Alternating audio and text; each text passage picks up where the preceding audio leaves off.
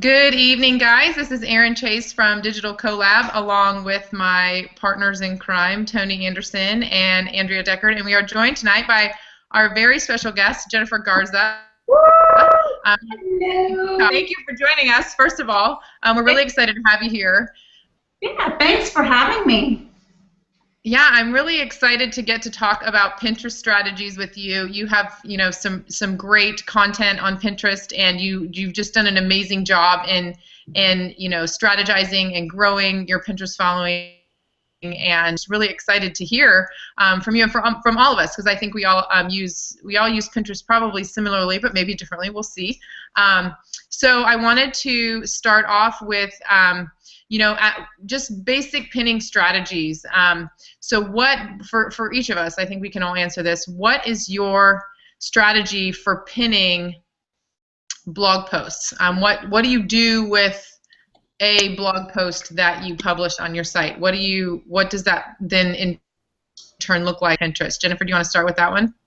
Sure. I'll start. First thing I do is I try and blast it out to my boards, but not all at once. I will take probably a full week just to get it out to all of the boards that I'm part of, because I think I have like 100 boards on there or something, but any board that it relates to. I'll take probably a full week and just schedule it apology or viral tag.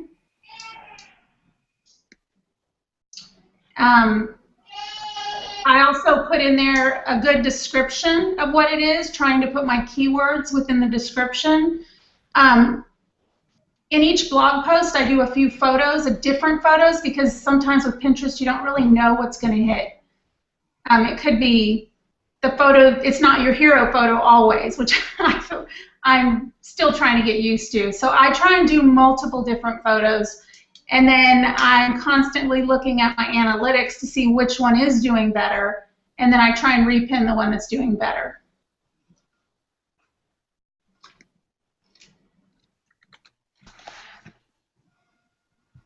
Anyone else? We have a similar plan as well, where we always pin things to one board, and then we pin from that board to other boards. That's our strategy, and same kind of thing. Pin it over the week. When it's high traffic times, we use Ahology. I'm really interested in a new service that's for analytics. It's called Tailwind. I believe they're going to have a scheduling component to that, but I don't think it's available yet to the public. And a little birdie told me that, so we'll see. But I believe their analytics are very, very strong in terms of what's being pinned, how much it's being pinned. Obviously, the Pinterest analytics are terrible. We all know that.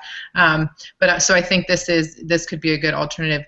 Maybe would you? I'm not familiar with viral tag at all. Can you speak to that for a minute, Jennifer? Yeah, I'm trying to remember what I pay for it. I think I pay maybe $20 a month, but it's a really neat way to pin to multiple Pinterest accounts and multiple boards at the same time. So I can click on a post, pick all my photos.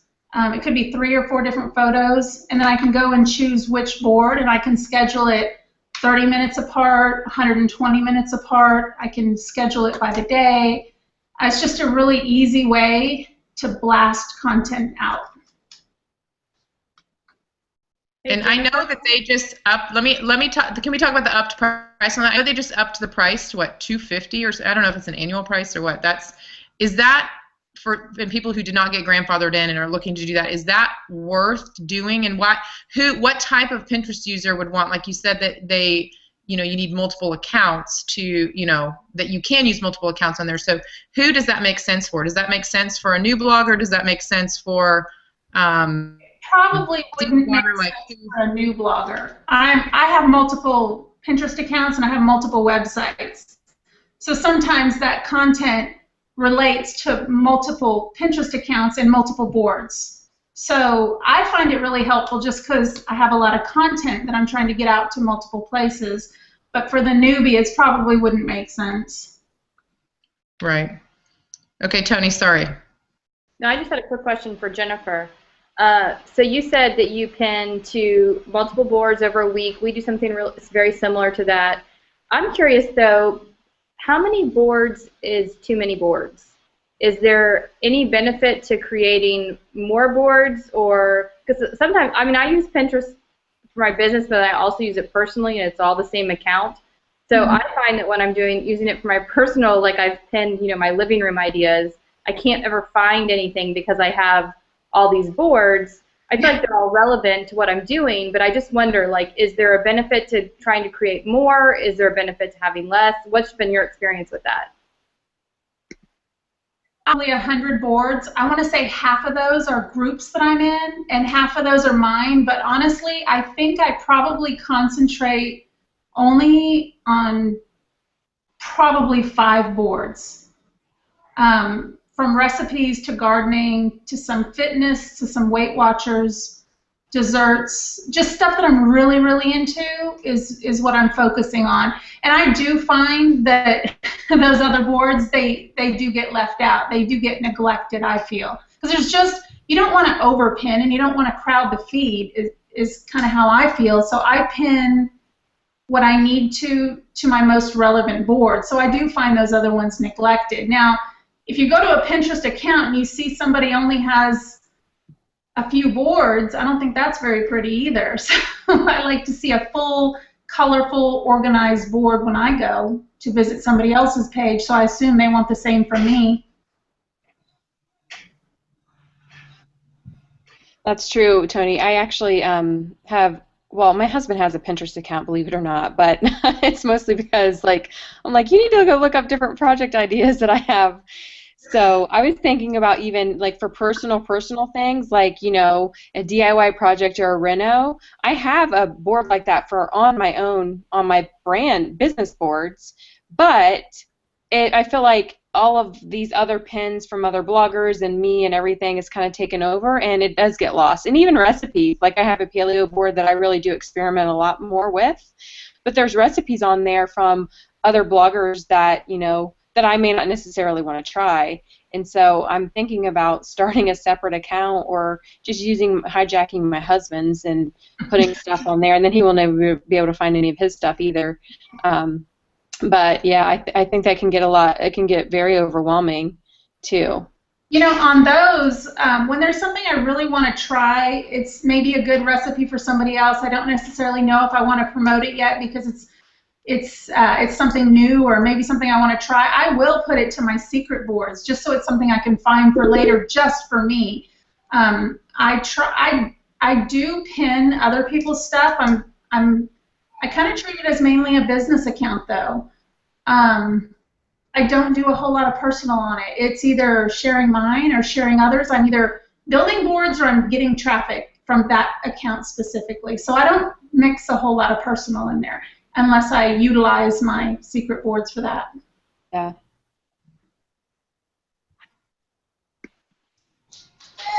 Yeah, I actually just went through and nixed most of my personal boards. I have a few on there that are kind of boy-centric Legos and that kind of stuff that I want to keep on there because that's kind of part of me and part of our personality and part of our life too. But there are certain things that I will fonts. I have a font problem.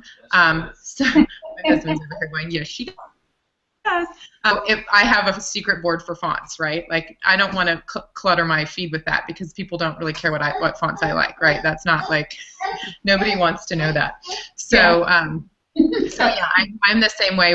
I actually maybe this would help you, Tony. I just moved all of those personal boards to the very, very, very bottom of my board schematic, whatever you call that, so that it's all at the bottom and it's just easier for me to find that personal stuff. I can just quickly scroll all the way down.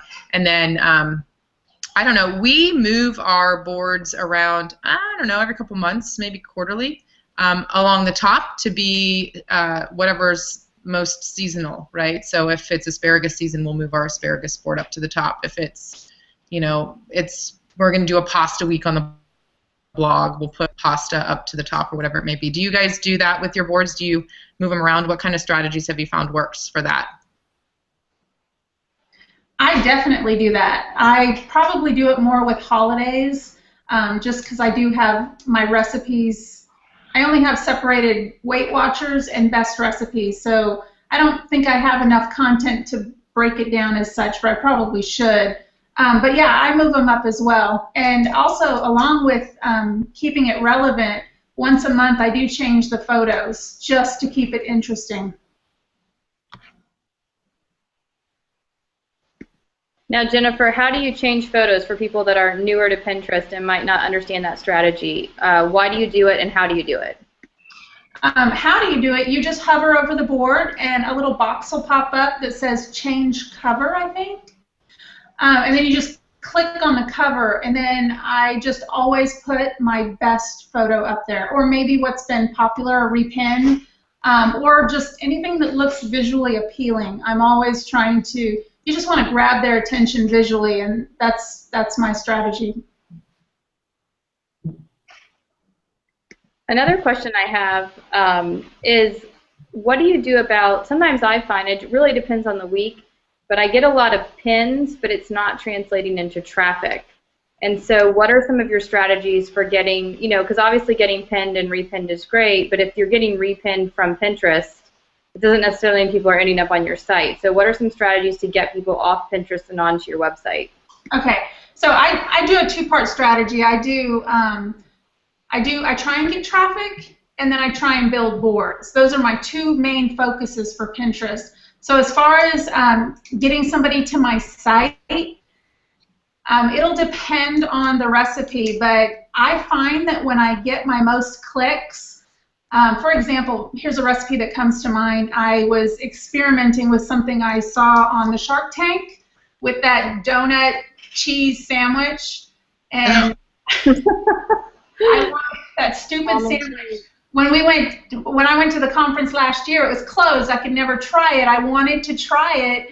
Anyway, long story short, I watched the Shark Tank episode and realized that it was just something sweet in that recipe, and so I created my own recipe and put something sweet in there, and it came out amazing. So on my photo, I put, this is not your mama's grilled cheese sandwich with a secret ingredient, and it just makes people want to click. They're like, I just got to know what that secret ingredient is. So I would say if you really want people to click, just come up with something catchy or come up with something really good that makes them want to click onto that post.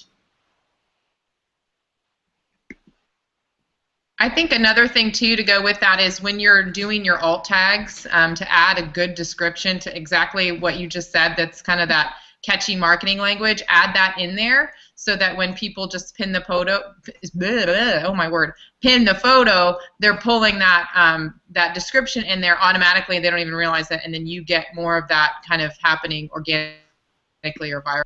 I think is another good way to do that. But I think it's just experimenting with language and testing it. Like, that might not have worked. You thought it was really clever, and it might not work, so you might need to go and re-edit that photo, redo the description, and try 2 weeks later, get it out there, and see what works, because that's a really clever recipe. Obviously, these people were funded by the Shark Tank dudes and ladies, right? So you would think that would be really popular, but just the way you position it might not be right for the online space. You can test and tweak that. I would definitely recommend doing that for your kind of hot content or your content that's your own and different from others. So let's jump into, and if you have a question, I see a couple people chatting on the Google Plus, please drop it in there and we'll answer it for any of us. But I wanted to talk, there's a new feature that just came out, let's see, about 3 weeks ago, maybe 3 weeks-ish, sort of the end of April, called Guided Search.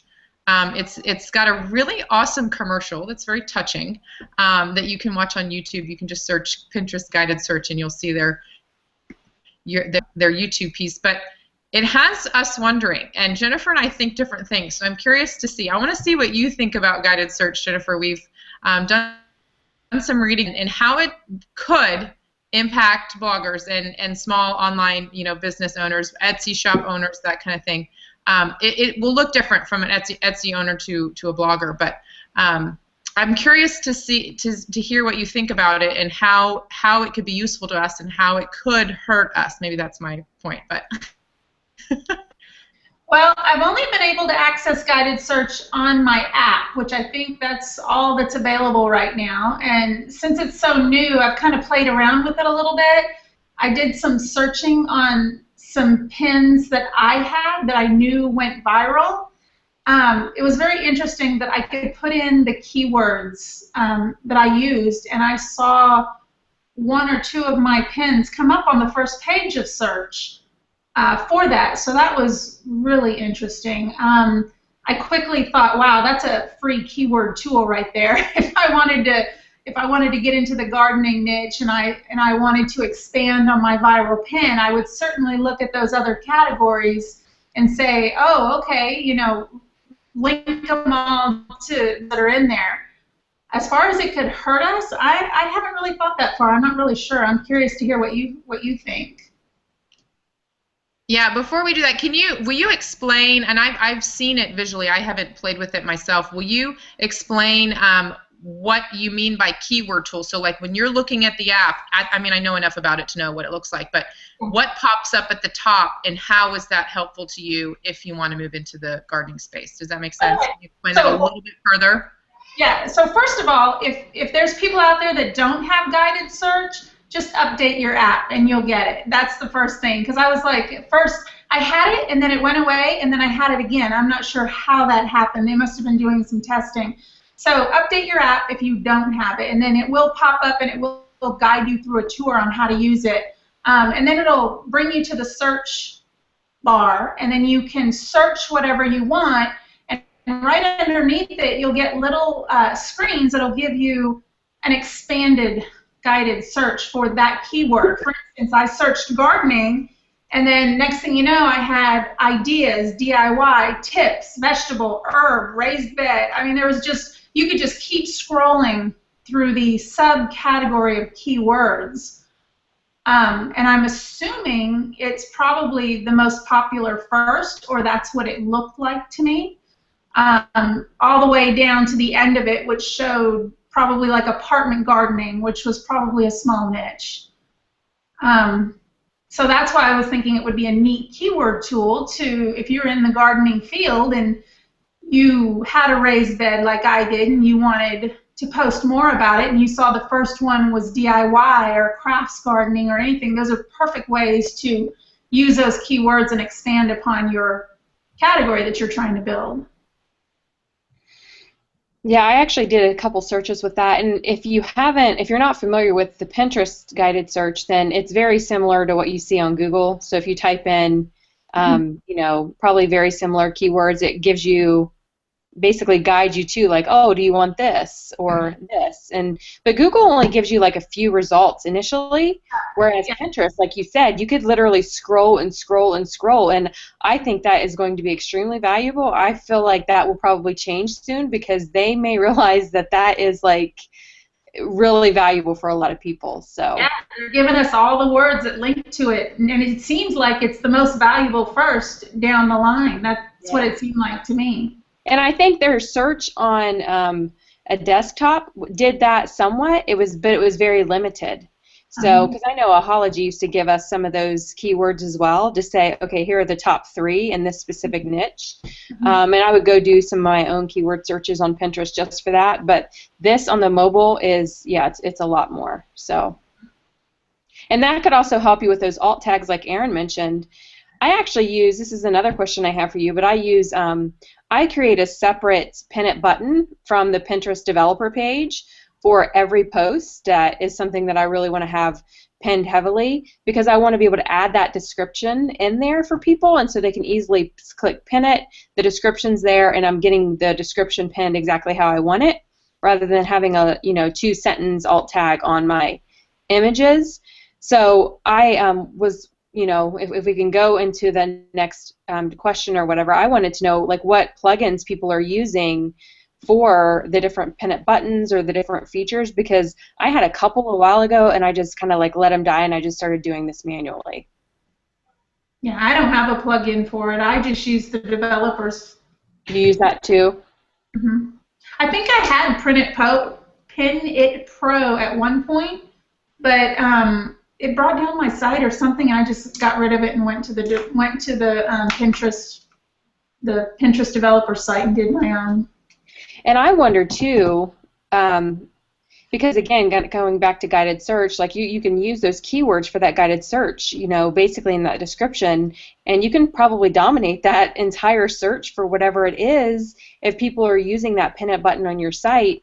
But also, I don't know from an SEO perspective, if you have those specific keywords in the background with the pin it button, if that is crawled in some way, you know, with Google even, because that pin it button has the developer language in there or whatever.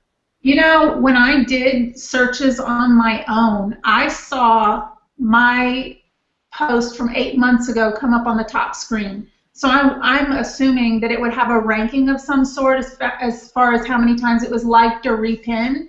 Right. Just from what I saw. Okay. Yeah, I'm pretty sure that's how they do the rankings and what I've heard and read.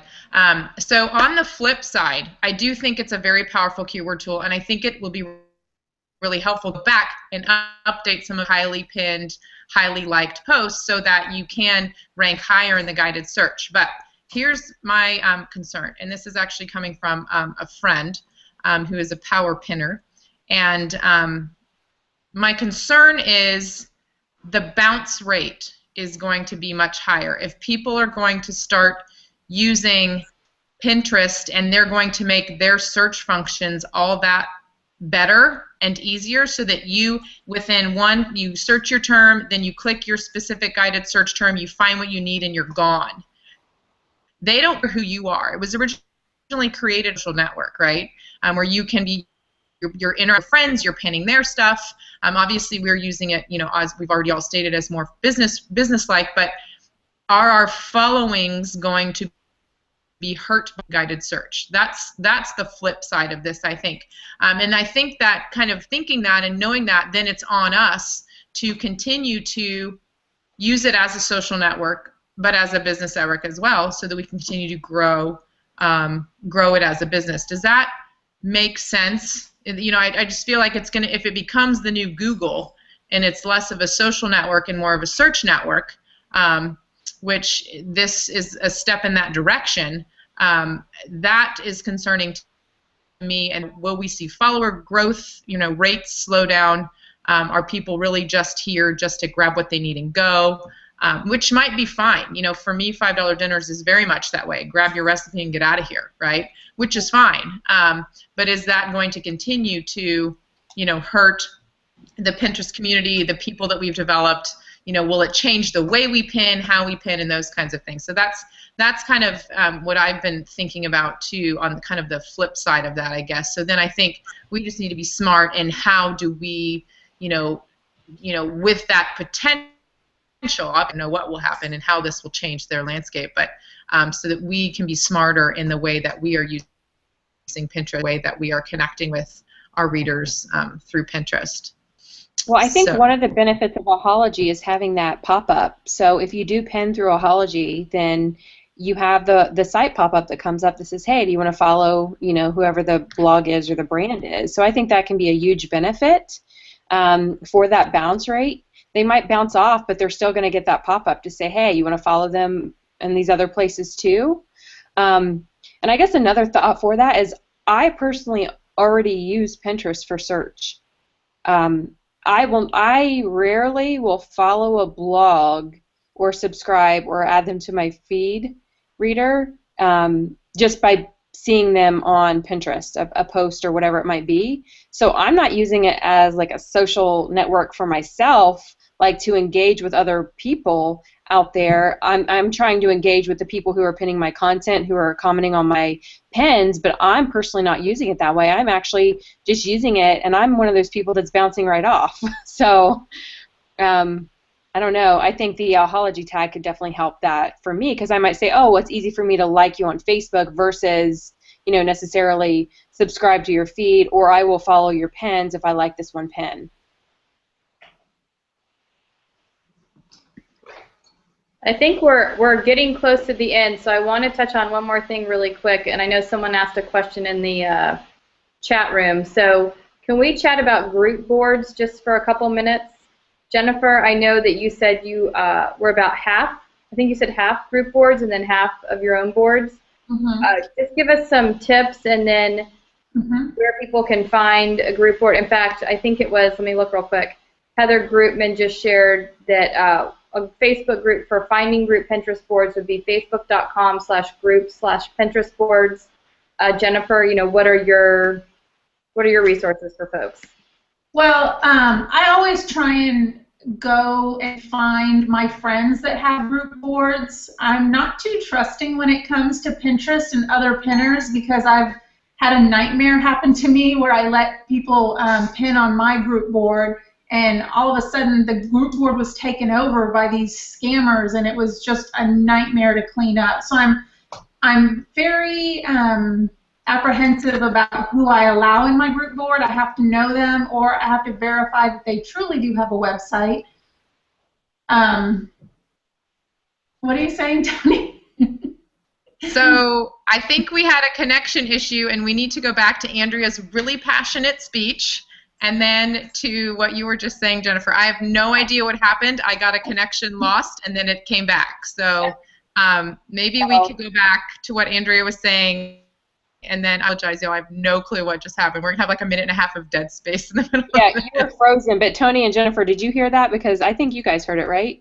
Yeah, I think we just knocked out Aaron. I think we were all here. We were all here. So. Well, yeah. Well, maybe we don't need to go. Hopefully, hopefully it's got recorded. I have no idea. Sometimes these things are super finicky. So I don't know what I missed, but I'm sure it was fabulous. We were talking about group boards and how do you join them? What are some things that you need to be aware of?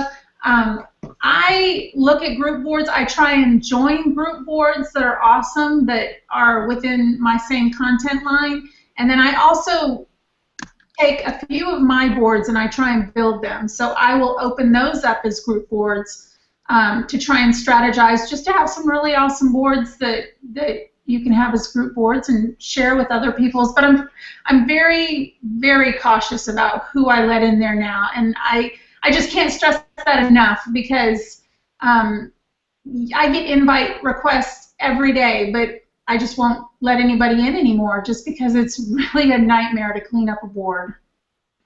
One thing I've heard, and I haven't personally experienced this, but in some of the bigger social rooms on Facebook, I've heard people say, how do I get in certain boards? Am I not big enough? How much does the Pinterest following have to do with being able to get on a board? For you personally, like when you open up a board, are you basing that? Sounds like you're really basing it on content versus how many followers they have, or is that playing as well? Honestly, if they're a trusted blogger, I don't care if they have good content and they're not a scammer. It's so hard to find. I mean, it's basically it's friends. I'm going to start with friends. If they're known bloggers within our world, then they get accepted. I don't care if they're just starting out and have 100 followers.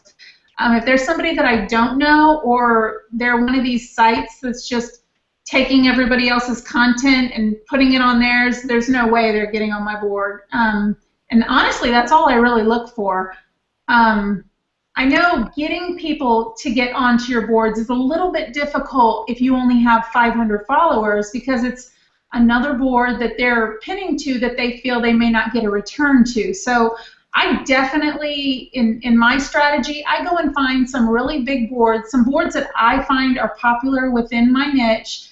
I will hover over the name to figure out what the name of that the board owner is, and then I will go to their page to see if they have an invite board, or I will tag them in a pin and ask if I may be invited. That's what I suggest that they do. Get on some big boards, try and spread your own content, and then try and build your boards. And that's a really good point. I totally understand, like if you're trying to create a group board and you only have 500 followers or whatever, it's harder. But I also think that I understand why people make those rules, but I also think that people need to think about where they were when they first started. And I know so many people who have amazing followings on Pinterest, just like you, Jennifer, that you are very gracious and you accept anybody onto those boards as long as they have good content. And I feel like with Pinterest, that needs to be the general rule, because it is about content. People are getting boards featured from Pinterest directly because of the content, not because of the amount of followers you have. Mm-hmm. So. Yeah, I agree.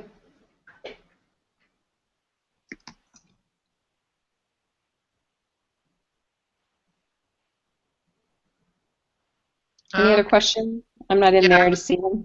Yeah, I was looking for questions. Yeah, do you guys have any other like thoughts before we wrap this out? Anything we didn't get to?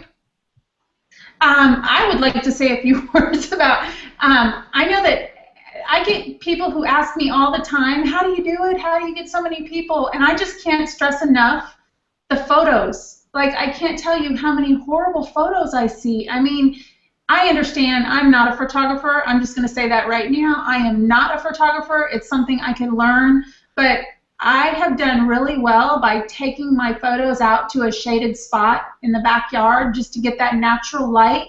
And I'm not a photographer, but I've got some good shots by cheating the system or cheating the photography rules, I guess, by doing that. So I would say really focus on photos. I've even gone back to my old content and changed photos. I've redone recipes with better photos just to put them vertical and to fit Pinterest. If they're vertical and you can do a 750 by 1300 photo, it's going to be really big in Pinterest. It's going to pop, and if it's an amazing photo, it's going to do well. So I think photos is key, #1 key.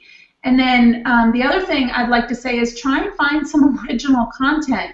I can't stress enough, if your stuff is original, my original stuff does best. If it's something that everybody else has, it's just not going to do well. And if I can be original, I just know there's a chance of it going viral. The one point to Jennifer talking about photography, Erin's doing a lab at the event next month, and in my opinion, Erin has like some of the best food photography. Like, you drool on your screen. So I'm like hoping that I can step away for that and finally figure out how to use my new camera that I got for Christmas. So if you haven't signed up yet, then definitely sign up at digitalcolab.com and see all of the different speakers that we have there. I'll be there. Yes. Taking your class for photography. Well, if you're already outside in a spot, you're in the best spot. On a gray, cloudy day, you're doing really awesome if you're doing that. I'm like, is it going to be gray today? How's my lighting going to be in the house? Like, that's my big thing. Yep. And I have these awesome, you can see them behind me, I have these awesome lights under the counter, under the cabinets, which were in large part put in for food photography purposes. They just create a really nice, you can see they're really white. They create a really nice, like a white natural light space. But anyways, and I see behind you, Jennifer, I see your lights and your getup. Show us. Do show. Awesome. See, she's got the whole indoor gig going on, which is amazing. I sometimes wish I had those in the winter, but I've shipped them off to someone who will use them more than I do, and I know she does. So, anyways, just also wanted to throw in real quickly at the end. Use your other social networks to grow your Pinterest following. We do a weekly Pinterest board feature on the blog, whatever the new board it is we're building out. It's usually seasonal. We put that on the site. With strong call to action, like tell people to come and follow you. If you don't tell them to come follow you, you don't tell them what to pin, they're not going to do it, right? I've seen some bloggers do amazing, really, really rapid growth by just having strong calls to action in all of their content that's very, very pinnable. So I think that that's a really key thing as well. So, yes, Digital CoLab, we will have some guests from PicMonkey there, which is very exciting. This is hot off out of my email. They're going to be doing one-on-one sessions as well as action stations at the event, helping us. Like, you know, we all talk about going back to your old content. Well, this is your time to take this 50-minute period or the 20-minute period or whatever time you'll have with Jen from PicMonkey to get with her, to go through it, to let her show you how to use the photo editing so you don't have to reshoot those old pictures. I have taken some really interesting photos, some of them my own and some from other people who've contributed photos, and really changed them into looking pretty good. Maybe not stellar, but pretty good. So I think that will be a really useful time and action for people who have that on their list and just can never seem to get to it, into their regular routine. So they will be there at the event. I'm really excited about that, as will one of the guys from the Blogger Network. And they are connected with Six Sisters Stuff, who has a massive interesting, and he will be talking about their strategies as well. Definitely people we are excited to be that will be at the event. So with that, I will say, everyone, thank you for joining. So a very special thanks to our guest Jennifer for joining us tonight and sharing her wisdom and experience. Thank you, dear. And on behalf of Andrea and Tony and we will catch you guys in 2 weeks, same time, same place. Good night, guys. Thanks. Bye. Bye.